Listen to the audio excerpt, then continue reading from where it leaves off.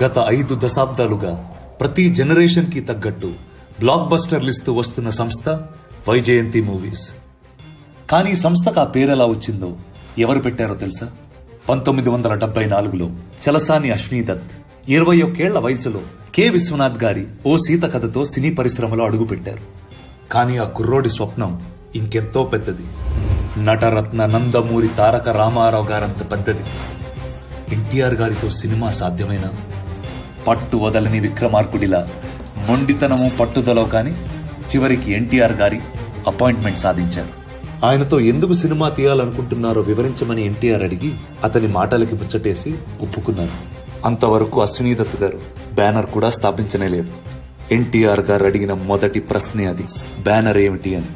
విజయ సంస్థ లాంటిదేదో అయితే బాగుండు అని దత్ గారు మనసులో ఉంది, కానీ బయట పెట్టలేదు. క్షణం ఆలోచనలో పడి ఆ మహనీయుడు ఎన్టీఆర్ మనసులో మరో అద్భుతమైన ఆలోచన గుప్పుమంది.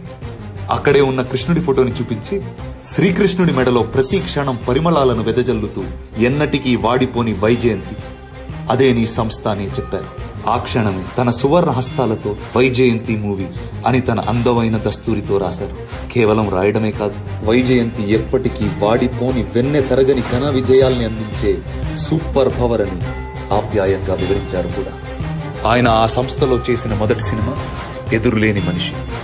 ఆ తారక రాముడి దివ్య సంకల్పంతో పెట్టిన ఆ పేరు ఏ వేళా విశేషము, ఆ మహానుభావుడి హస్తవాసం. ఆనాటి నుంచి వైజయంతి మూవీస్ ఈనాటి వరకు ఎదురులేని సంస్థగా నిలిచింది.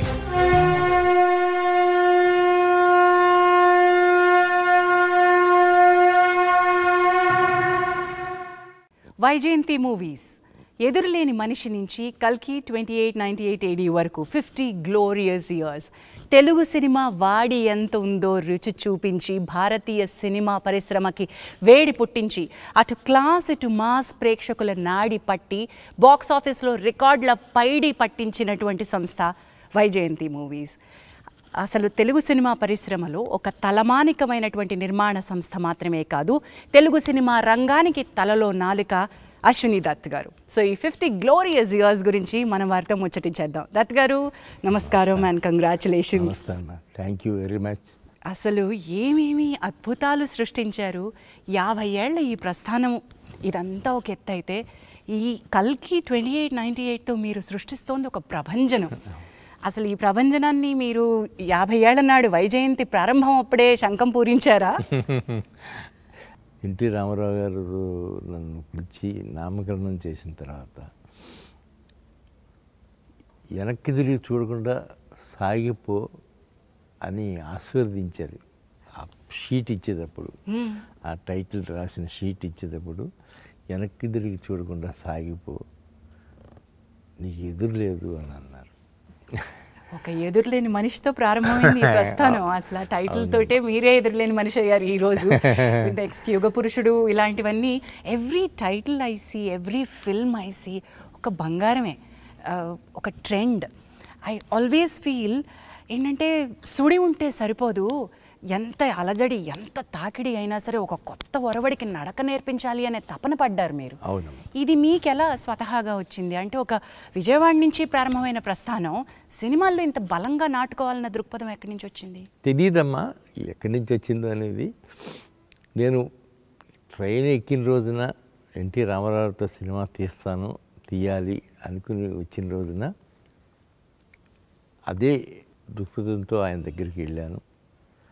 నా మార్కెట్ ఏమంత బాగాలేదు, నీకు తెలియదు, అయినా నువ్వు చక్కగా స్టూడెంట్వి, ఇంకా చదువుకోవాల్సింది ఉంది కదా, ఇంకెందుకు అప్పుడే ఎందుకు వచ్చావు? అది లేదండి, నా జయం ఇది, మీరు వద్దంటే ఇక్కడే ఉంటాను తప్ప నేను వెళ్ళను అన్నాను. బెజవాడికి వెళ్ళను అన్నా. అప్పటికి ఇంకా మీ స్టూడెంటా సార్? అంటే అయిపోయిందమ్మా, డిగ్రీ అయిపోయింది. డిగ్రీ పైన ఇంకేమన్నా చేయొచ్చు కదా అన్నారు ఆయన. అంటే నేను చేయనండి, మీతో వ్యాపారం చేయాలని వచ్చాను. 2 రోజులు ఆలోచించుకుని సరే అన్నారు. అట్లాగే ఎదురులే మనిషి స్టార్ట్ అయింది. ఒక రోజు అడిగారు, సినిమా నిర్మాణం అనే ఒక అంశం. నేను ఓ సీత కథ అని ఓ సినిమా తీశాను, శర్మ నేను పార్ట్నర్స్. అది మా సావరెన్ సినీ ఎంటర్ప్రైజెస్ అని ఆ బ్యానర్ మీద తీశాను.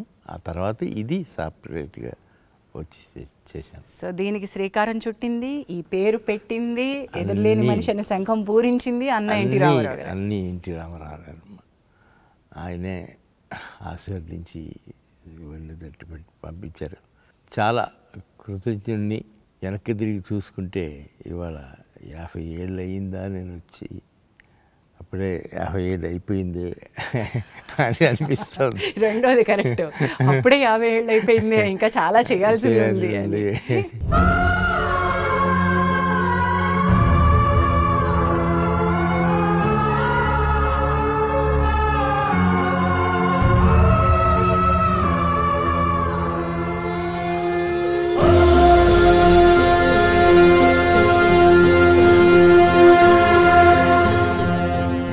But there so much to learn from Vyjayanthi movies అండి. ఎందుకంటే మీరు ఒక ఫ్యాంటసీ కొత్త ఒరవడికి శ్రీకారం చుట్టినటువంటిది. అంటే ఒక తెలుగు సినిమా ఇండస్ట్రీకి నిర్మాణం ఎంత ఇంపార్టెంటో చెప్పిన సంస్థ ఇది నా ఉద్దేశంలో.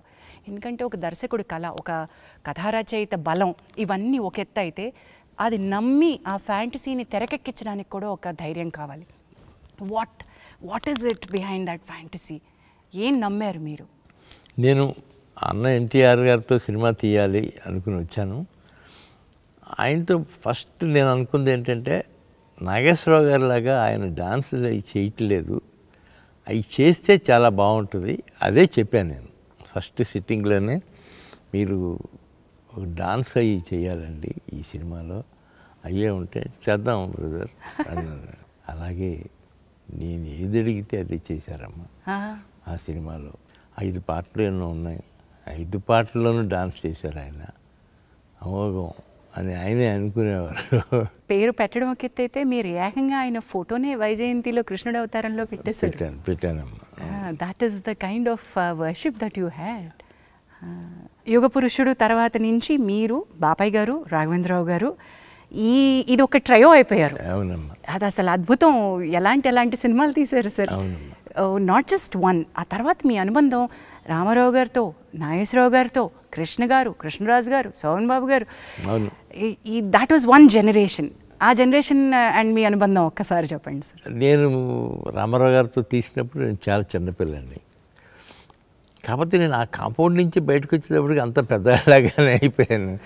అంతా ఎన్టీ రామారావుతో సినిమా తీసిన బ్యానర్ ఇది, ఎన్టీఆర్తో తీసిన బ్యానర్ ఇది అని కృష్ణరాజు గారు కానీ, కృష్ణ గారు కానీ, అందరూ, శోభన్బాబు గారు కానీ, పెద్ద బ్యానర్లో చేస్తున్నాం మనం అని ఆ తృప్తి నాకు ఇచ్చారమ్మా.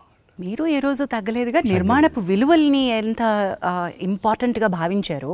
అంటే నేను కేవలం పెద్ద స్టార్తో సినిమా చేయడం కాదు, వాల్యూస్ కూడా అంత బాగానే ఉండాలని నమ్మారు కదా సార్. ఉండాలి అనుకుని అలాగే అనుకుని చేసామమ్మా సినిమాలు. మొట్టమొదటి సినిమాకి, రెండవ సినిమాకి, ఎదురులే మనిషికి, యుగ పురుషుడికి 2.5 సంవత్సరాల గ్యాప్ వచ్చింది. ఆ గ్యాప్లో విజయవాడ వెళ్తా వస్తా ఉండేవాడు. తర్వాత యుగ పురుషుడు స్టార్ట్ అయింది. ఇంకా ఆ తర్వాత ఇక్కడి నుంచి ఎక్కువ గ్యాప్ ఇవ్వడానికి వీల్లేదు అనుకుని పెద్ద ఆయనతోనే అడిగి నాగేశ్వరరావు, కృష్ణ గారితో మొదలుపెట్టి సినిమా తీసాం. When I look back sir, combination సినిమాలు అద్భుతంగా చేశారు సార్. ఇప్పుడు ఒక ఇద్దరు స్టార్స్ని, ఇద్దరు ముగ్గురిని కాంబినేషన్లో పెట్టుకుని చేయడం, అది ఒక రకంగా అప్పటికి ఒక కొత్త తరం, ఒక కొత్త పంథ అని అనుకుంటున్నాను నేను. అనుకుంటాం అయి ఉంటుందమ్మా అది. ఎందుకంటే నేను కూడా ఇండస్ట్రీలో ఉండిపోయి అది చూడలేదు. కానీ రామారావుతో అయిపోయిన తర్వాత నాగేశ్వరరావు, కృష్ణ గారు, అలాగే శోభన్బాబు గారు, బాలకృష్ణ గారు, కృష్ణరాజు గారు, నాగేశ్వరరావు గారు, వెంకటేష్ గారు, ఇలా కాంబినేషన్స్ చాలా మంచి కాంబినేషన్స్ కుదిరినాయి. ఇప్పుడు ఈ సినిమా వచ్చేటప్పటికి కల్కి నా జయం ఒకటి ఉండేదమ్మా. అందరితో తీశాను. కృష్ణరాజు గారు అబ్బాయితో ప్రభాస్తో సినిమా తీయాలి అని ఇదే చెప్పాను. నాగి, నువ్వు ఆలోచించే స్క్రిప్ట్లో ఎక్కడన్నా ఒకటి ప్రభాస్కి వస్తుందేమో చూడు అని. అదే అనుకుంటున్నాను మావయ్య. నేను ఒక 4 ఏళ్ళ నుంచి నా స్క్రిప్ట్ ఒకటి మైండ్లో ఉండిపోయింది మహానటి తర్వాత. ఇప్పుడు దాన్ని తీసి పొదలు పెడతాను అని చెప్పారు. కథ రెడీ అయింది మావయ్య, ఒకసారి వింటారా అని వినిపించాడు. అమోఘం. దీని గురించి ఎదురే ఉంది, వెళ్ళి ఆయనతో చెప్పి చెప్పుడు అని చెప్పాను. అట్లాగే వెళ్ళాడు, చెప్పాడు.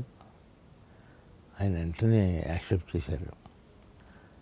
నెక్స్ట్ వీక్ బాంబే వెళ్ళటం, ఆయనకి అమితాబ్ గారికి చెప్పటం, ఆయన వినటం, 1-2 సార్లు ఆలోచించుకోవటం, ఎట్లా చేస్తారు ఏంటి అని అడగటం, ఇవన్నీ 2-3 వీక్స్ ఆయన వెంటనే ఓకే అన్నారు. ఆ తర్వాత ఎప్పటికో కానీ షూటింగ్ స్టార్ట్ అయిన తర్వాత కమల్ హాసన్ గారి గురించి ప్రపోజల్ రాలేదు. అప్పుడు ఆఖరిలో వచ్చినప్పుడు ప్రపోజల్ ఆయన కూడా వెంటనే దాదాపు 2 months టైం తీసుకున్నారు ఆయన, కమల్ హాసన్ గారు తీసుకుని ఆయన వెంటనే ఓకే చేశారు. అంటే ఆయన నెగిటివ్ క్యారెక్టర్ ఉంది కదా నా దాంట్లో, ఎట్లా వస్తుంది ఏంటి అని ఆలోచించి ఆయన కూడా వెంటనే ఓకే చేశారు. వాళ్ళ పొద్దున్న సినిమా చూస్తూ ఉంటే నాకు అనిపించింది, ఇన్ని పాజిటివ్ క్యారెక్టర్స్, ఇన్ని నెగిటివ్ క్యారెక్టర్స్, ప్రభాస్ ఒక్కడి మీద ఆయన తలుచుకున్నాడు కాబట్టి ఆయనతో పాటు యావత్ క్యాస్టింగ్ అందరూ ఏకమై చేశారు ఈ cinema. Hats off to him. Sir, అది అంటాం కదా, యూనివర్స్ మనం ఏదైనా ఒక బృహత్ కార్యాన్ని తలపెడితే మనకి తెలియకుండానే మనం కేవలం నిమిత్త మాత్రం అయిపోతాం, అది దానంతట అది చక్రం నడిపించేసుకుంటుంది అని. కల్కి 2898 AD is India's pride sir. ఇది this is a visual treat, నా భూతో నా భవిష్యత్, ఇంటర్నేషనల్ స్టాండర్డ్. ఇది మన తెలుగు గడ్డ నుంచి పుట్టిందా అని తెలుగువారే ఆశ్చర్యపోయే స్థాయిలో సినిమా. ఇది వైజయంతిస్ 50th year అవ్వడం అనేది యాదృచ్ఛికమో లేదా ఇది ప్లాన్డో తెలియదు, కానీ this is one of the milestone for Indian cinema according to me sir. Prabhas దీనంతటికీ కారణం ప్రభాస్. ఆయన తర్వాత అమితాబ్ బచ్చన్ గారు, Kamal Haasan, the important character అదొకటి ఉంది. ఆవిడకి వెళ్ళి చెప్పారు, ఆవిడ వెంటనే ఓకే చేశారు కథ. వెంటనే ఈ భలే కథ అండి, ఇది మీరు బాగా ఆలోచించారు, నేను చేస్తాను, చెయ్యాలి ఈ సినిమా. ఇట్ ఈస్ ట్రూలీ మా అందరి, ఇన్ఫ్యాక్ట్ భారతీయ సినిమాకి ప్రైడ్ అని చెప్పినట్టుగా దిస్ ఇస్ అన్ అమేజింగ్ ఫీటే. ఎండ్ టైటిల్స్ చూసి నేను ఆశ్చర్యపోయాను, ఏంటిది ఒక పరిశ్రమ యావత్తు పనిచేసిందా ఈ సినిమాకి, ఇంతమందిని. సార్, ఏ రోజు కొంచెం ఒక చిన్న సంకోచం, ఒక ఏమంటాం, ఒక సందేహం, ఇలాంటివి ఏమన్నా వచ్చినాయా సార్? ఎప్పుడు రాలేదమ్మా. సినిమా మొదలుపెట్టి 3 yearsకి ఫినిష్ అయింది. ఈ 3 yearsలోనూ ఎక్కడా సందేహం కానీ డౌట్ కానీ అసలు ఎక్కడా ఎప్పుడు కలగలేదు. అతను వస్తున్నాడు, కెమెరా సర్దుకుంటున్నాడు, సినిమా షూటింగ్ స్టార్ట్ చేశాడంటే స్టార్ట్ అయినట్టే.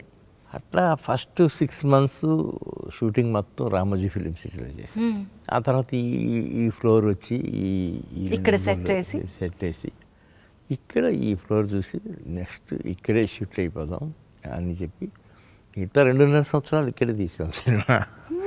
మొత్తం ఈ స్టూడియోలోనే అయిపోయిందమ్మా. But what we see is, అంటే మీరు ఈరోజు చెప్తున్నారు, అది మీ ఏమంటారు దాన్ని, మీ హంబుల్ నేచర్, మీ హ్యూమిలిటీ అనాలి. నేను ఇది ఒక పెద్దది నేను చేస్తున్నాను నేను అనేటువంటి ఒక దాన్ని తీసి ఇది మేము చేసాము అని మీరు క్రెడిట్ పక్క వాళ్ళకి ఇస్తున్నారు, టీంకి ఇస్తున్నారు, చూసారా? That is your humility sir. అమ్మా, ఇదంతా టీం వర్కే, నాది ఏమీ లేదమ్మా. నేను మొదటి రోజున అమితాబ్ బచ్చన్ గారిని, ప్రభాస్ గారితో పాటు అందరినీ కలిశాను. ప్రభాస్ని నమ్ముకుని ఉన్నాం, ఈ సినిమా మొత్తం ఆయనే నడిపిస్తాడు అనుకుని ఆయన మీదే అప్పచెప్పాము. అలాగే రిజల్ట్స్ కూడా ఇవాళ దానికి అనుగుణంగా వచ్చింది. Amazing sir, congratulations. And today your 1000 crore club సినిమాలో ఉన్నారు.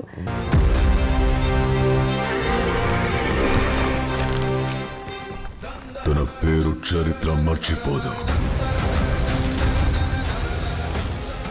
సూర్యపుత్ర వైకర్త్ర కర్ణ.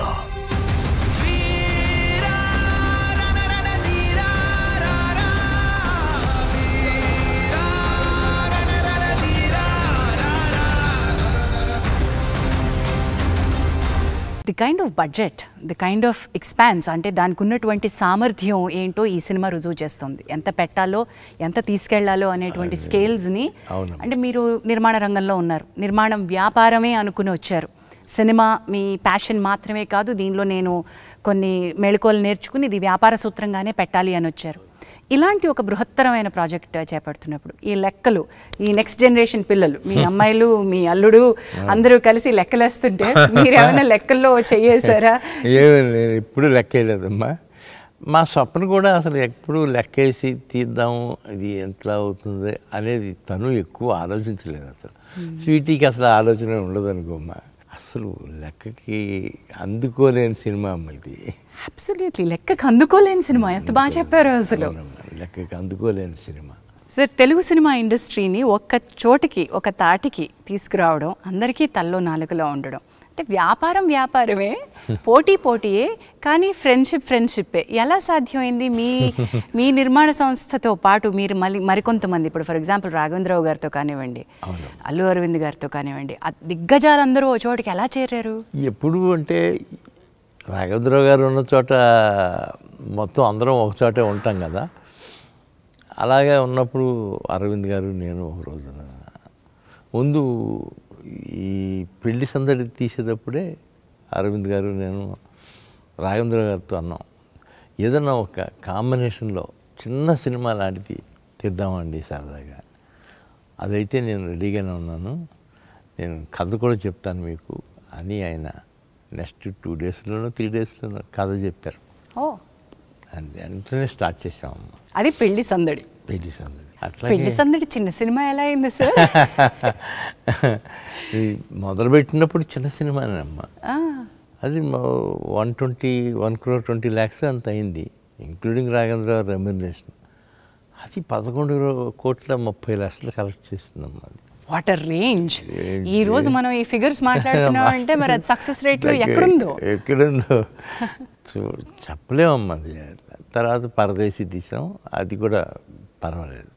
ఆ తర్వాత ఇంకా నేను రాఘవేంద్రరావు గారు కలిసి స్టూడెంట్ నెంబర్ 1 అని తీసాం. స్టూడెంట్ నెంబర్ 1 ఇస్ అగైన్ సంచలనం. మీరు ఒక అంటే ఇంటర్నేషనల్ పునాది అక్కడి నుంచి స్టార్ట్ అయింది.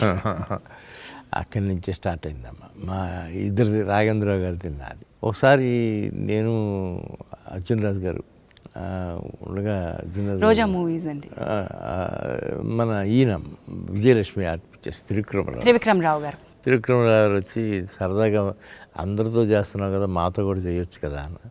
అలాగేనండి చేద్దామని నేను, త్రివిక్రమరావు గారు, దేవివర్ ప్రసాద్ కలిసి అమరాజీనామా. ఇది చూడండి, అంటే మనం సినిమా గురించి మాట్లాడినప్పుడు నిర్మాతలు ఒక్క చోటికి రావడం ఏంటి, ఒక స్నేహపూరిత వాతావరణంలో వ్యాపారం చేయడం.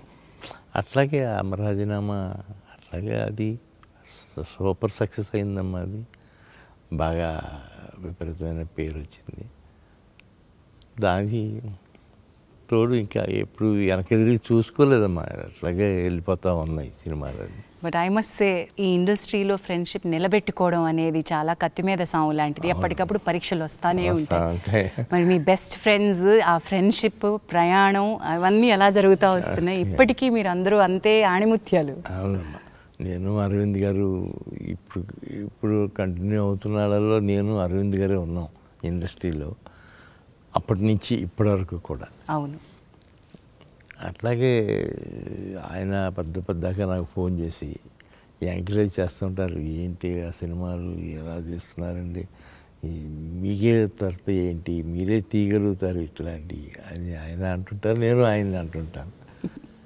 బట్ ఇప్పుడు ఒక కాంబినేషన్స్, తెరపై వెలిగినటువంటి ఒక ప్రభ, మీ కాంబినేషన్లో ఒక ఒక అద్భుతాన్ని మేము చూసాం. అది జగదేక వీరుడు అతిలోక సుందరి. మీరు తలపెట్టినటువంటి యజ్ఞాల్లో చాలా యజ్ఞాలు ఒక ట్రెండ్ సెట్టింగ్ అయితే, జగదేక వీరుడు అతిలోక సుందరితోటి ఎక్కడెక్కడ రికార్డులు వర్షానికి కొట్టుకుపోయేలా చేశారు. తుఫాన్లో సినిమాని హిట్ చేశారు. జగదేక వీరుడు అతిలోక సుందరి మామూలు సినిమా కాదు. మరి దాని రిలీజ్ మామూలుగా ఎలా ఉంటుంది? 1990 May 9 రిలీజ్ డేట్ ఫిక్స్ చేశారు.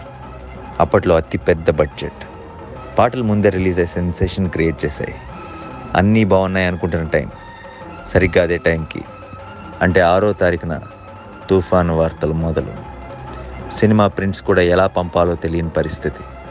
భారీ వర్షాల దెబ్బకి ఎక్కడ ట్రైన్స్ అక్కడ ఆగిపోయాయి. చెట్లు, కరెంట్ స్తంభాలు కూలిపోయి మొత్తం రాష్ట్రం అతలాకుతలం. ప్రింట్స్ పంపడం ఎలా? కానీ రిలీజ్ అవ్వకూడదు. తుఫాన్ని ఎదిరించి చెప్పిన డేట్కి రిలీజ్ చేయాలని పట్టు. థియేటర్స్లో కూడా మోకాళ్ళ లోతు నీళ్ళు. చివరికి ప్రొజెక్టర్ రూమ్లో కూడా నీళ్ళే. అలాగే పాపం అక్కడక్కడ మార్నింగ్ షోలు పడ్డాయి. అన్ని అంచనాలున్న అంత భారీ సినిమా కళ్ళ ముందు భవిష్యత్ నీటి పాలైపోతుంది. చేసిన పబ్లిసిటీ అంతా వర్షాలకి మట్టి కొట్టిపోయింది.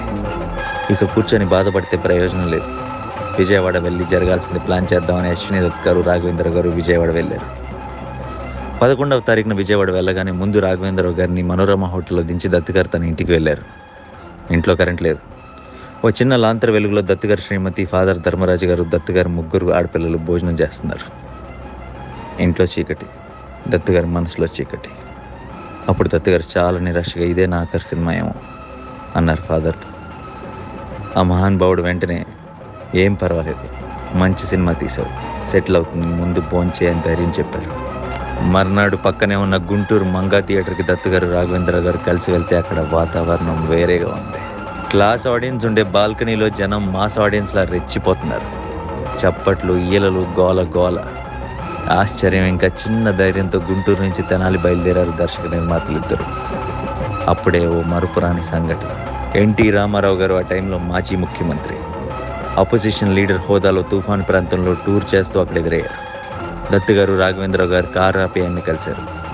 ఎన్టీఆర్ గారు అప్పుడు గంభీరంగా, సినిమా రిపోర్ట్ బాగుంది, సెటిల్ అయిపోతుందిలేండి బ్రదర్, కంగారు పడకండి, నేను చెప్తున్నాను అని ధైర్యం చెప్పి తన ప్రోగ్రాంలోకి వెళ్ళిపోయారు. ఆయన దగ్గర నుంచి వచ్చి కారెక్కబోతుంటే ఓ పల్లెటూరి వ్యక్తి సైకిల్ మీద అరటిపళ్ళతో వస్తూ అశ్విని దత్ గారిని, రాఘవేంద్రరావు గారిని చూసి పరిగెత్తుకు వచ్చి, ఇప్పుడే సినిమా చూశాను, అదిరిపోయింది, సంవత్సరం ఆడుద్ది అని గట్టిగా అరిచాడు. దత్ గారు, రాఘవేంద్రరావు గారు ఊపిరి పీల్చుకున్నారు. ఇంకా అక్కడి నుంచి సినిమా విజయ విహారం. నాన్ స్టాప్గా ఊరూరా వాడవాడలా చెలరేగిపోయింది.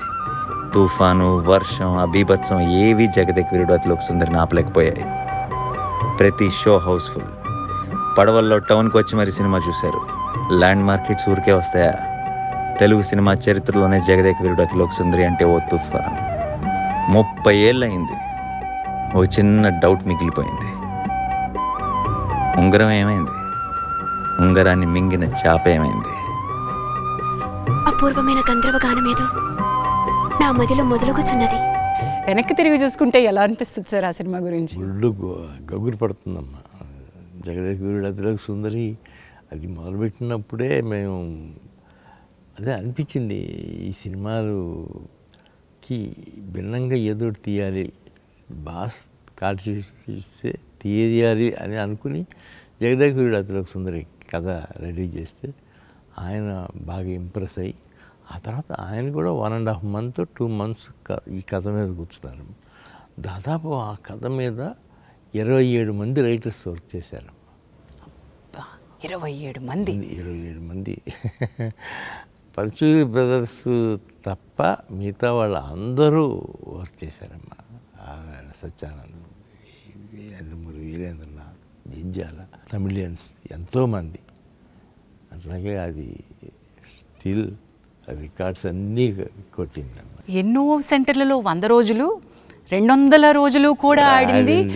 థియేటర్లో మోకాల వరకు నీళ్ళల్లో కూడా కూర్చుని చూసారంటే, ఒక తుఫాను ఆంధ్రప్రదేశ్ని వణికిస్తున్నా సరే ఎంటర్టైన్మెంట్ అది ఇచ్చిందంటే ఎంత గొప్పతనం అది, ఎంత గొప్పతనం. అలాగే అప్పటి నుంచి మొదలయ్యి చిరంజీవి గారికి నాకు ఎనలేని ఫ్రెండ్షిప్. అది వెళ్ళలేని ఫ్రెండ్షిప్ అంటాను సార్ నేనైతే. వెళ్ళలేని ఫ్రెండ్షిప్ నిజంగా అండి. 4 సినిమాలు చేసామమ్మా. 3 సినిమాలు అయితే అసలు అమోఘం. జగదేక్ వీరుడు చూడాలని ఉంది, ఇంద్ర ఈ 3 ఆణిముత్యాలు. తర్వాత జై చిరంజీవి, అది కూడా బాగానే. Yes, the range that the films have. అంటే మీరు ఎంత హంబుల్గా ఎలా ఉండగలుగుతారా అని నాకు ఎప్పుడు ఆశ్చర్యంగా ఉంటుందండి. ఒక స్థాయిలో, పతాక స్థాయిలో మీరు రికార్డులు చూశారు, అంతే స్థాయిలో సింపుల్గా ఈ సినిమా ఆడలేదు అనే అంత సింపుల్గా తీసుకోగలిగారు. ఎలా తీసుకున్నారు మీ కొన్ని బాక్స్ ఆఫీస్ దగ్గర అనుకున్నంత సాధించని సినిమాల్ని? నాకు ముందే కొద్దిగా సినిమా మొదలుపెట్టగానే కొంతకాలం అయిన తర్వాత అనుమానం వస్తుందమ్మా, ఏదో కొద్దిగా మన టేస్ట్లో లేకుండా పక్కకి వెళ్తూ ఉంది అని. అలాంటప్పుడు అది మెంటల్గా ప్రిపేర్ అవుతాను నేను కూడా ముందుగానే. ఓహో ఇది మన దారిలో లేదు, దీనికి ఖర్చు అంటే ఇవాళ ఖర్చు అదుపు చేయలేము, దీన్ని అలా వదిలేసేయటమే తప్ప మనం చేయగలిగింది ఏమీ లేదు అని అనుకుంటాం. సో ముందే ప్రిపేర్ అయిపోయారు కాబట్టి అది బాక్స్ ఆఫీస్ దగ్గర దాని నంబర్స్, దాని రాబడులు ఎఫెక్ట్ చేయలేదు మిమ్మల్ని? చేయలేదమ్మా. బాగా వర్స్ట్ అయ్యాం లేదు, మనం కూడా సినిమాల మీద సినిమాలు తీసి ఒక 2 years 3 years రెస్ట్ తీసుకుందాం అని అనుకున్నా. ఆ టైంలోనే మా పిల్లలు వచ్చారు. వాళ్ళు వచ్చి కరెక్ట్గా ఎవడే సుబ్రహ్మణ్యం సినిమా స్క్రిప్ట్ తీసుకొచ్చారు, ఈ సినిమా తీయాలి అని. నాగి ఇదే నాగి చూడండి అమ్మా, ఇప్పటికీ మీరు కూడా నాలాగానే చిన్న చిన్న అకౌంట్లో ఇది అప్పటికి వీళ్ళు స్టార్ట్ చేసి సినిమా ఇండస్ట్రీకి మీరు మీట్ అయిపోయారు వాళ్ళు కూడా. వెన్ దే స్టార్టెడ్ చాలా డిఫరెంట్ సినిమా తీశారు. ఇప్పుడు బాణం వాజ్ అన్ అమేజింగ్ ఫిల్మ్, నాకు ఎంత ఇష్టమో బాణం. సీతారామం కూడానమ్మా వాళ్ళు తీసుకొచ్చి నాకు అప్పచెప్పిన స్క్రిప్టే. డాడీ హను బాగా చెప్పాడు డాడీ, విన్నాను, నిజంగానే అందులో విషయం ఉందమ్మా, కూర్చుంటే మనకు వర్కౌట్ అవుతుంది అని ఒక 2-3 months వరుస పెట్టి కూర్చున్నాను నేను హను. అందుకని అది ఆ సినిమా ఆ షేప్కి వచ్చింది. స్వప్న కానీ స్వీటీ కానీ ఎక్కడ కాంప్రమైజ్ అవ్వలేదు అసలు, ఎక్కడ ఏ విషయంలోనూ. సార్ ఇక్కడ ఒక క్వశ్చన్ అడుగుతాను సార్. సినిమా ఇండస్ట్రీలో లెగసీ ఆర్ వారసత్వం ఇవి మేము చూస్తూనే వచ్చాం, కానీ ఒక ఇంటి నుంచి వచ్చినటువంటి వారసత్వంలో, నేను ఇక్కడ జెండర్ అనట్లేదు సార్, ఇంకా చాలామందితో పోటీ ఏమో, కానీ మీ అమ్మాయిలు వేరు సార్, మీ అమ్మాయిలు బంగారాలు. The way that they have పుణికి పుచ్చుకోవడం అంటే వ్యాపార సూత్రాలని, ఏ సినిమాకి ఉన్నటువంటి కళాత్మకతని, వ్యాపార సూత్రాలని వీళ్ళు సంగమించి మేళవించినట్టు నాకు తెలిసి ఇంతవరకు జరగలేదేమో అనుకుంటున్నాను సార్. నేను అదే అనుకుంటానమ్మా, ఖచ్చితంగా నేను అదే ఫీల్ అవుతాను. నా పిల్లలు కదా వీళ్ళు ఎంత కష్టపడుతున్నారు. ఈ కల్కికి అయితే 3 years నాన్ స్టాప్గా కష్టపడ్డారు. హ్యాట్స్ ఆఫ్ టు దెమ్ అని అనిపించింది. అది ఎవడే సుబ్రహ్మణ్యంతో ప్రారంభమై ఉండాలి అంటే ఆ గురి, పిల్లలు వాళ్ళ అభిరుచి, నాగి కుటుంబంలోకి అల్లుడై రావడం, అక్కడి నుంచి ఒక దిశ మారింది అనుకుంటున్నాను నేను. జాతిరత్నాలు తీసేటప్పుడు కూడా వాళ్ళిద్దరూ నాగితో కలిసి తీశారు మా జాతిరత్నాలు అనేది అసలు ఎలాంటి సినిమా అమ్మా అది కూడా. సార్ అది కోవిడ్ తర్వాత తెరలు తెరుచుకుంటే మళ్ళీ ఒక తెరలుగా నవ్వి రికార్డులు తెరలుగా మళ్ళీ రాసుకోవచ్చు అన్నట్టుగా తయారైన cinema. I was so proud of Jathiratnalu Dutt గారు. ఐ కాంట్ టెల్ యూ, థియేటర్కి వెళ్ళి కూర్చుని ఏడ్చాను నేను. ఆ సినిమా నవ్వించిన సినిమా అయినా కూడా ఐ వాజ్ క్రైయింగ్, ఎందుకంటే మళ్ళీ ఇలాంటి రోజు మనం సినిమా ఇండస్ట్రీ చూస్తుందా, థియేటర్కి జనాలు వచ్చి కూర్చోగలిగే రోజు ఒక పాండమిక్ తర్వాత జరుగుతుందా అనుకున్నాం. మనం ఇప్పుడు మహానటికి వద్దాం. This is again Indian cinemas pride. Today మేము కల్కి గురించి ఎంత గర్వంగా చెప్పుకుంటామో, ఒక మహానటి, ఒక సీతారామం, వీటి గురించి కూడా చెప్పుకోవాలి. మహానటికి ముందు, మహానటి తర్వాత నేను అనేంత స్థాయిలో సినిమా తీశారు సార్.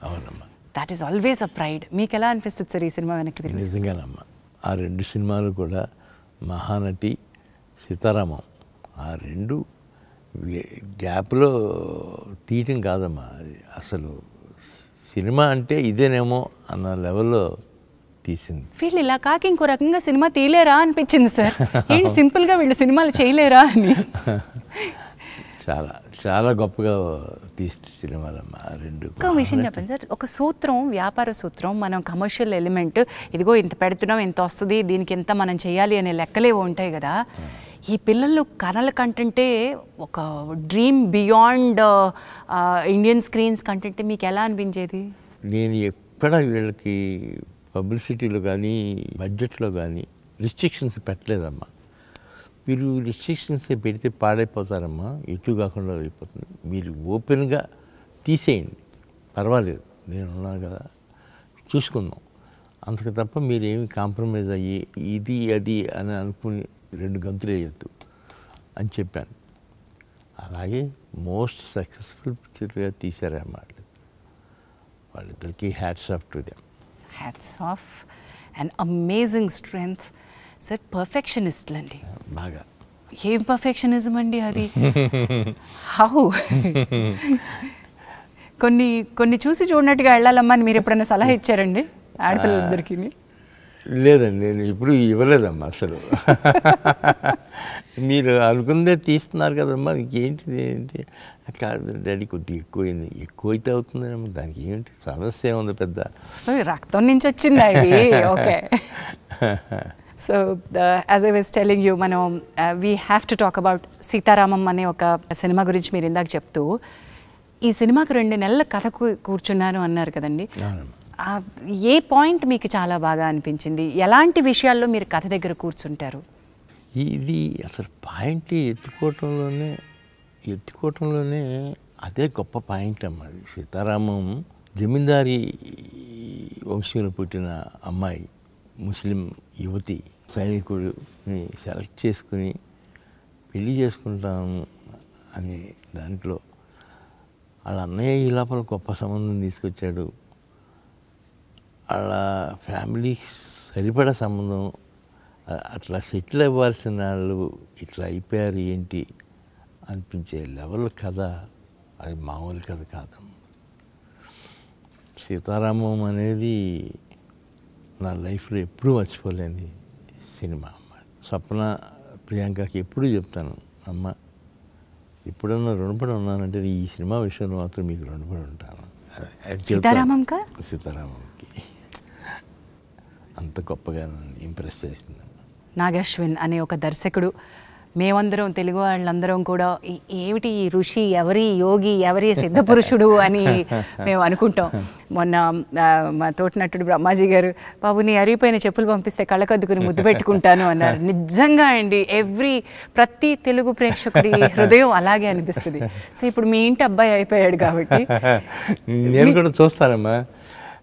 మా ఇంటికి వస్తాడా, హడావిడిగా వస్తాడు, వచ్చి గవికి నాకు చెప్పులకి ఇచ్చి లోపలికి వస్తాడు. వెళ్తే బయటకు బయట చెప్పులుంటే వేసుకెళ్ళిపోతాడు అంటాడు. తను వచ్చేటప్పుడు కూడా వాళ్ళ నాన్నగారు చెప్పులు వేసుకొచ్చేస్తాయంట ఒక్కోసారి. ఎక్కడ సార్ అంటే ఎప్పుడు ఒక చాప్టర్ ఎక్కడో కల్కిలోనో, ఒక చాప్టర్ ఎక్కడో నెక్స్ట్ ఇంకొక 5 ఏళ్ల తర్వాత తీయబోయే సినిమాలోనో ఆ సినిమాటిక్ యూనివర్స్లో తిరుగుతూ ఉంటుందేమో. What is this genius? మీరు ఇంట్లో ఇంతమంది జీనియస్లను పెట్టుకుని ఎట్లా మేనేజ్ చేస్తారు సార్? మీ బలం ఏంటి? నా జీనియస్ అనేది నా రోజుల్లోనే అయిపోయి ఉంటుందేమో. ఇప్పుడు వీళ్ళందరూ జీనియస్లు చూస్తా ఆనందంగా గడుపుతున్నాను అనుకుంటారమ్మా. But I think credit Vinay గారికి ఇద్దాం. ఇంతమంది జీనియస్లు ఒక ఇంట పెట్టాలి అంటే అవునమ్మా, మీ జీవిత భాగస్వామికి కూడా ఇవ్వాల్సిందే కదా, ఇవ్వాలి కదా. మరి వినయ్ దత్ గారు కూడా, మీరు రాజకీయాల్లోకి వెళ్తే ఆవిడ అంతే సామర్థ్యంతో అక్కడికి వచ్చి క్యాంపెయినింగ్ చేయడము, సినిమా నిర్మాణంలో ఉంటే మరి మీకు సపోర్ట్గా ఉండడం. అవునమ్మా, చాలా చాలా. మా వినయ్ మాత్రం ప్రతిదానికి సగం కారణం తనేనమ్మా. నా సక్సెస్లో కానీ ఫెయిల్యూర్స్లో కానీ. నేను ఫెయిల్యూర్స్లో ఉన్నానండి అన్నప్పుడు, ఏంటండి ఒక సినిమా పోతే ఇలా అయిపోతారు, పదండి ఇంకోటి సినిమా తీయండి తొందరగా వెళ్ళండి అనేది. అలా గ్రేట్ లేడీ. అంతే కదండి మరి. సో సినిమా ఒక ప్రస్థానం అయితే దత్ గారు, మీరు ఏ రోజు కూడా అనుకున్నది మాట్లాడడానికి, ఎప్పుడు సినిమా ఇండస్ట్రీలో సభల్లో మాట్లాడి ఇంటర్వ్యూల్లో గట్టిగా మాట్లాడేటువంటి మేము ఇంతవరకు తీరు వినలేదు మీ దగ్గర నుంచి. కానీ రాజకీయాల్లో, అటు ప్రత్యక్ష రాజకీయాల్లో పోటీ చేసిన, ఈ మధ్య రాజకీయాలకి పరోక్షంగా సపోర్ట్ చేసిన, బలంగా మీ వాదనని వినిపించారు. ఈ స్ట్రెంగ్త్ ఎక్కడి నుంచి వచ్చింది? ఇంత పెద్ద సినిమా ప్రాజెక్ట్ని పెట్టుకుని మనకి రిలీజ్ రాబోతుంటే చాలామంది వ్యాపారం ఉన్నవాళ్ళు కొంచెం జాగ్రత్తగా మాట్లాడదాం అనుకుంటారేమో. కానీ ఉన్న నిజాన్ని నిక్కచ్చిగా చెప్పటమే మా నాన్నగారు నాకు నేర్పించిన విద్య అమ్మా. మొహాట లేకుండా మాట్లాడు, ఏంటి ఇందులో ఏం పోయి వస్తుందంటే సినిమాకి దానికి ఏంటి సంబంధం. జగన్మోహన్ రెడ్డి గారి విషయంలో మాత్రం నేను ఎక్కడ డిఫర్ అవ్వలేదమ్మా. ఆయన చాలా ఫ్రెండ్లీగానే ఉండేవారు. మా రెండో అమ్మాయి పెళ్ళికి వచ్చారు, ఆయన చంద్రబాబు గారిని జైల్లో పెట్టిన రోజున మాత్రం అక్కడికి వెళ్ళి చాలా ఎమోషనల్గా మాట్లాడాను. 160 సీట్లు పైన వస్తాయి చంద్రబాబు గారికి. ఈసారి ఖచ్చితంగా ఆయన సీఎం అవ్వబోతున్నాడు. ఆ లెవెల్కి వెళ్ళి మాట్లాడిన సందర్భం కూడా. That's nothing wrong. మీరు పార్టీకి నిలబడ్డారు, పార్టీకి తరపున పోటీ చేశారు. వీఆర్ మొదటి నుంచి కూడా మీరు పార్టీ సింపథైజర్గా ఉన్నారు, పార్టీలో యాక్టివ్ రోల్ చేశారు. సో అక్కడ కాక ఇంకెక్కడ మాట్లాడతారు. So hats off to your. అంటే నిజానికి నిజం ఎప్పుడూ బరువుగా ఉంటుందంటండి, సైలెంట్గా ఉంటుందంట, బలంగా నిలబడుతుందంట. మిగతావన్నీ కూడా ఉలికులికి పడతాయి, ఎగిరెగిరి పడతాయి. సో అవి వాటి గాలిమానాన అవి వెళ్ళిపోతాయి. సో నిలకడగా ఉండడమే కావాలి. 50 ఏళ్ల పాటు ఒక సంస్థని ఇలా నడిపించడానికి ఒక 3-4 సూత్రాలు ఏమన్నా చెప్పండి సార్. ఏముందమ్మా, అందరూ మహానుభావులు యాక్ట్ చేశారు మన బ్యానర్లో. నేను వెళ్ళి సినిమా చేయమని అడిగితే వెంటనే చేసేసారు, ఇంక్లూడింగ్ పవన్ కళ్యాణ్ గారు కూడా. నేను బాలు కోసం వెళ్ళి ఇట్లా ముందు ఇంద్ర సినిమా చూశారు ఆయన. ఏమండి ఈ స్టేజ్లో మీరు అన్నయ్యతో ఇంద్ర తీశారు, మనసు అనేది ఎంత పులకించిందో అన్నయ్యకి నాకు కూడా, నేను మీతో వెంటనే సినిమా చేస్తాను, అట్లా బాలు చేసాము. ఎస్. అండ్ అశ్విని దత్ గారు is not just a film maker, he's a king maker. ఇది నా పర్సనల్ ఒపీనియన్. నాతో చాలామంది ఏకీభవించే వాళ్ళు ఉంటారు. You introduced kings to the cinema, you made kings. వాళ్ళు స్టాల్వార్డ్స్, వాళ్ళ రంగాల్లో వాళ్ళు స్టాల్వార్డ్స్గా నిలబడ్డారు. But you for me are a king maker sir. చాలామందిని మీరు ఇంట్రడ్యూస్ చేశారు, చాలామంది పాత్వే పేవ్ చేశారు. నేను ఏదో చేశానని నేను ఎప్పుడు ఏం feel అవనమ్మా.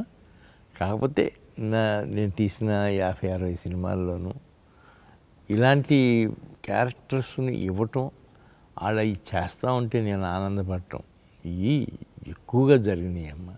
I'm very happy for that. Yes. మీ అంటే పిల్లలు నెక్స్ట్ జనరేషన్ రావడం ఒక ఎత్తు అయితే, ఇప్పుడు చిరంజీవి గారు, కృష్ణ గారు మీ బ్యానర్లో వర్క్ చేసినట్టయితే వాళ్ళ పిల్లల్ని కూడా మీ బ్యానర్ నుంచి ఇంట్రడ్యూస్ చేయాలనుకోవడం, అది వాళ్ళు కూడా మిమ్మల్ని నమ్మి ఇచ్చినటువంటి బాధ్యతే కదండి. ఇచ్చిన బాధ్యతేనమ్మా. ఫస్ట్ కృష్ణ గారమ్మా, నెక్స్ట్ చిరంజీవి గారు, అందరూ అరవింద్ గారు, తారక రత్న, ఒకటో నెంబర్ కుర్రారు కానీ తారక్ స్టూడెంట్ నెంబర్ 1 అన్నీ అట్లా వచ్చినాయనమ్మా. ఆ సీజన్లో నేను కూడా రాఘవేంద్ర గారు పక్కన ఉండేవారు కాబట్టి కొన్ని సినిమాలు ఆయనతో పాటు పార్ట్నర్షిప్లో తీసాం కదమ్మా. 2-3 సినిమాలు తీసాం. దర్శకేంద్రుడి మ్యాజిక్ టచ్ తోటి వచ్చిన, బట్ దెన్ అది ఆ చొరవ, ఇది మీ మీద నిర్మాణ సారథ్యం బాధ్యత పెడితే ఎంత ఎఫెక్టివ్గా మీరు వర్క్ చేయగలుగుతారనే నమ్మకం కూడా ఈక్వల్లీ ఇంపార్టెంట్. నిజమమ్మా. మీరు నాకు సూత్రాలు చెప్పలేదు అటువై. సో 50 ఏళ్ళ ఈ గ్లోరియస్ ఇయర్స్లో ఒక నిర్మాణ సంస్థకి ఫస్ట్ మీరు చెప్పింది యాక్టర్స్. అవునమ్మా. నెక్స్ట్ ఇంకేం కావాలి? నెక్స్ట్ మన గుడ్డి ధైర్యమేనమ్మా. గుడ్డి ధైర్యం, అయ్యో బాబోయ్, దాన్ని గుడ్డిగా నమ్మడం కష్టం సార్. అలా కుదిరిందమ్మా అంతే. కథని నమ్మడము లేదా దర్శకుడిని వినడము, దానిలో మన జడ్జ్మెంట్, ఇక్కడ గుడ్డిగా ఉండడం కంటే, ఇప్పుడు మీరు చెప్పారు 2-3 నెలలు కూర్చున్నారు, 27 మంది రచయితలు కూర్చున్నారు. It is not just blind అనుకుంటున్నాను సార్. లేదమ్మా, ఆ సినిమా వరకు అది నిజంగానే మీరు అన్నట్టు బ్లైండ్ కాదు. అది అట్లాగే 27 మంది రైటర్స్ అవసరం అనుకున్నప్పుడల్లా పిలిచామమ్మా. దానికి మాత్రం నేను ఎప్పుడు హ్యాట్స్ ఆఫ్ టు చిరంజీవి గారు, హ్యాట్స్ ఆఫ్ టు రాఘవేంద్ర గారు. వాళ్ళిద్దరూ దాదాపు 3 months నా అపార్ట్మెంట్, మద్రాస్ అపార్ట్మెంట్లో వీళ్ళందరినీ కలిసి కూర్చొని వండుతుంటే, అది కదా సినిమా అంటే గొప్పతనం, అది అనిపించిందమ్మా. దత్ గారు, one quick round up. Today కల్కి 2898 AD, ఇది కలికాలం. ఎప్పటి వరకు కల్కి ఎప్పుడు వస్తారో తెలియదు, కానీ మా అందరికీ కూడా ఎదురు చూపులు వదిలేసి వెళ్ళిపోయారు. The last, it's a cinematic verse. ఇందులో ఎన్ని సినిమాలు వస్తాయో మాకు తెలియదు, ఎన్ని కథలు ఎన్ని క్యారెక్టర్లుగా చెప్తారో మాకు తెలియదు. బట్ మేము చూడాలనుకుంటున్న ఇమ్మీడియట్ నెక్స్ట్ భాగం సంగతి ఏంటి? దాని నుంచి మాకేమైనా కొంచెం ముందు తురుపు ముక్కలు వదులుతారా? దాని నెక్స్ట్ భాగం రెడీగానే ఉందమ్మా. ఈ ఇయర్ ఎండింగ్కి రెడీ అవుతుంది అది. So what is project K అని మొదలు పెట్టారు. ఆ ప్రాజెక్ట్కే అనే ఆ ఆసక్తిని కలిగించి ఇప్పుడు కల్కి నెక్స్ట్ ఏమవుతుంది అనే ఆసక్తిని రగిలించి వాట్ ప్రభంజనాలు సృష్టిస్తున్నారో దీని సామర్థ్యం ఇంకా ఎంత ఉందో మనం వేచి చూడాల్సిందే. వైజయంతి మూవీస్ పేరు పెట్టింది ఎన్టీ రామారావు గారు. వారు మీకు ఆల్మోస్ట్ గురు సమానులు, దైవ సమానులు అనే మీరు అంటారు. మరి మీకు తల్లిదండ్రుల బలం కూడా ఎక్కువ ఉంది. నాన్నగారు ఆశీస్సులతోటి వారి ప్రెజెన్స్ అని వేసి ప్రతిసారి దాని తర్వాత వచ్చే టైటిలే నాన్నగారికి. ఆయనకి ఎప్పుడు క్రెడిట్ ఇస్తారా మీరు? ఎప్పుడు నాన్నగారు గురించి నేను మర్చిపోలేనమ్మా. ఆయన లేకపోతే నేను లేను కదా. ఒక్కగానొక్క కొడుకుని అని అల్లారు ముద్దుగా పెంచారు. నేను ఈ సినిమా రంగంలోకి వెళ్తాను అన్నప్పుడు ఆయన మనసు కొద్దిగా బాధపడి ఉంటుంది. వారు అప్పటికి ఏ రంగంలో ఉన్నారండి? అప్పుడు ఆయన ఎలక్ట్రికల్ కాంట్రాక్టర్. వారు వ్యాపార రంగంలోనే ఉన్నారు. వ్యాపార రంగంలో కూడా మంచి రంగంలో ఉన్నారు. ఆ తర్వాత నా దగ్గరికి వచ్చేసారు, ఇక నాతో పాటు ఉండేవారు. సినిమా గురించి ఏమీ తెలియని కుటుంబం నుంచి మీరు ఏ కళని మోసుకుంటూ హైదరాబాద్ వచ్చారు సార్? విజయవాడ నుంచి చెన్నై ఎలా వెళ్ళారు? నిజమేనమ్మా, అది నాకే ఆశ్చర్యం అనిపిస్తుంది. నేను చూసే సినిమాలు లైబ్రరీ లాగా వాడుకుని వీటిలో నుంచి వచ్చాను. రామారావు గారిని నాగేశ్వరరావు గారి లాగా డ్యాన్స్ చేయించాలి అనుకునే దీంతో వచ్చి సినిమాలు తీయటం అంటే జోక్ కాదు కదమ్మా. అండ్ దానికి తోడు మీ తల్లిదండ్రులు మీరు ఒప్పించి రావడం, దీనిలో వ్యాపారంలో డబ్బులు పెడతారంటే పైగా సినిమా అనగానే కొంచెం కంగారు ఉంటుంది. పడతారు అసలు. అలాంటిది మా నాన్నగారు కొద్దిగా హెసిటేషన్గా ఉంటే మా అమ్మగారు ఏం లాభం లేదు, వాడు ఏం చెబితే అది చేయాల్సిందే, మీరు ఒక సినిమా చేస్తారు ఏమవుతుంది, తీయించండి పోనీ అని గట్టి పట్టింది మా అమ్మ. ఇంకా అలాగే ఒక సినిమా అంటే ఎక్కడ ఆగుతుందమ్మా అది. అలాగే ఎదురులేని మనిషి దగ్గర నుంచి ఆయన కూడా ఇంప్రెస్ అయిపోయారు మా ఫాదర్. సో తర్వాత సినిమా నిర్మాణంలో వారేమన్నా ఎప్పుడన్నా ఒక సలహా ఇవ్వడమో లేకపోతే మీకు ఏమన్నా పాలు పంచుకోవడం ఎప్పుడు ఉండేదమ్మా, డిస్కషన్ జరుగుతూ ఉండేది.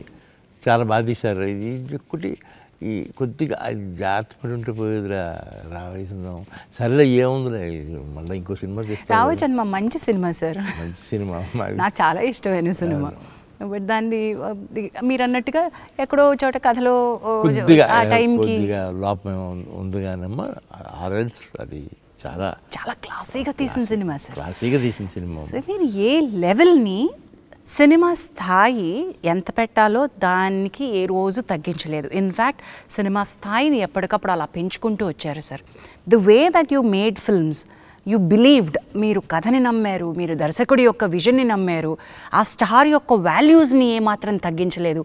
అదే మీ బలం అనుకుంటాను సార్. నేను నిజమేనమ్మా, నేను కూడా వెనక్కి తిరిగి చూసుకుంటే నా సినిమాలు అన్నీ మిగతా సినిమాల కంటే చాలా డిఫరెంట్గా ఉంటాయి. మిగతా ప్రొడ్యూసర్స్ తీసే సినిమాల కంటే మరి నా అదృష్టం అనుకోవాలా లేకపోతే నేను సెలెక్ట్ చేసిన విధానం ఏంటో తెలియదు, కానీ దత్ సినిమా వస్తుంది, అమ్మయ్య కాలక్షేపం జరిగిపోద్ది, సమ్మర్లో కానీ వింటర్లో కానీ ఎక్కడైనా సరే అనే మాట ప్రేక్షకులు ఒక సరికొత్త. కొన్ని సినిమాలు థియేటర్లోనే చూడాలి. సో దిస్ ఇస్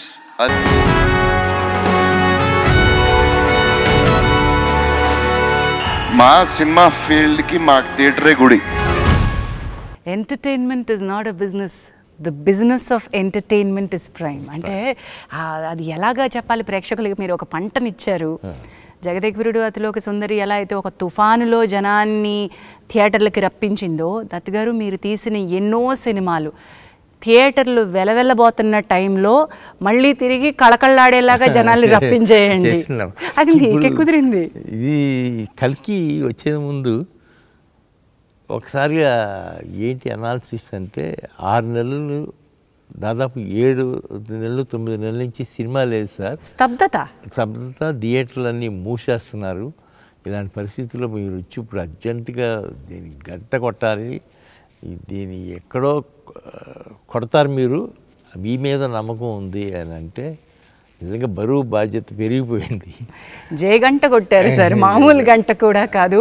తిరిగి రమ్మనే జయగంట కొట్టింది కల్కి. అండ్ విజయ ఘంటా పదంలోకి దూసుకెళ్ళిపోతుంది. ఇంకా ఎక్కడికి వెళ్తుందో, దీని సామర్థ్యం ఎక్కడుందో అన్న తెలియదు, ఇప్పట్లో ఏమీ తెలియదు. ఇవాళ సడన్గా ఇప్పుడు ఇవాళ ఏమైనా తగ్గుతాయి అనుకుంటే నిన్న బాగానే ఉంది, ఇవాళ మళ్ళా బాంబే నుంచి ఇక్కడి నుంచి ఎక్కడి నుంచి అదే ఫోన్లు అయ్యే కలెక్షన్స్ మారుమోగిపోతూ ఉన్నాయి. యూ యాజ్ అ ప్రొడ్యూసర్ ఒక multi starrer, multi language starring, ఇందులో మీరు గమనిస్తే నాగీస్ విజన్లో రకరకాల జాతుల సమ్మేళనం కనిపిస్తుంది. యాక్టర్స్లో కూడా కన్నడ, తమిళ, మలయాళ, బెంగాలీ, ఎన్ని రకాలు, ఎంతమంది ఆర్టిస్టులు. అంటే నేను అమితాబ్ బచ్చన్ గారు, దీపికా పడుకోన్, ఇలా ప్రభాస్ గారిని పక్కన, ఇలా పెద్దవాళ్ళని పక్కన పెడితే ఎలాంటి కాస్ట్ అండి, ఎలాంటి ఆర్టిస్టులు. ద వే దట్ విజన్కే అందనంత గొప్పగా తీశారు. అది entire credit goes to Nagi and my 2 daughters. అంతేనమ్మా. నేను తక్కువ వెళ్తూ ఉండేవాడిని షూటింగ్లకి. నేను వెళ్ళినప్పుడల్లా ప్రభాస్, అమితాబ్ బచ్చన్ గారు, కమల్ హాసన్ వీళ్ళు ఎవరున్నా నేను వెళ్ళేవాడిని. కానీ the credit goes to my daughters. You must be a proud father than a proud producer.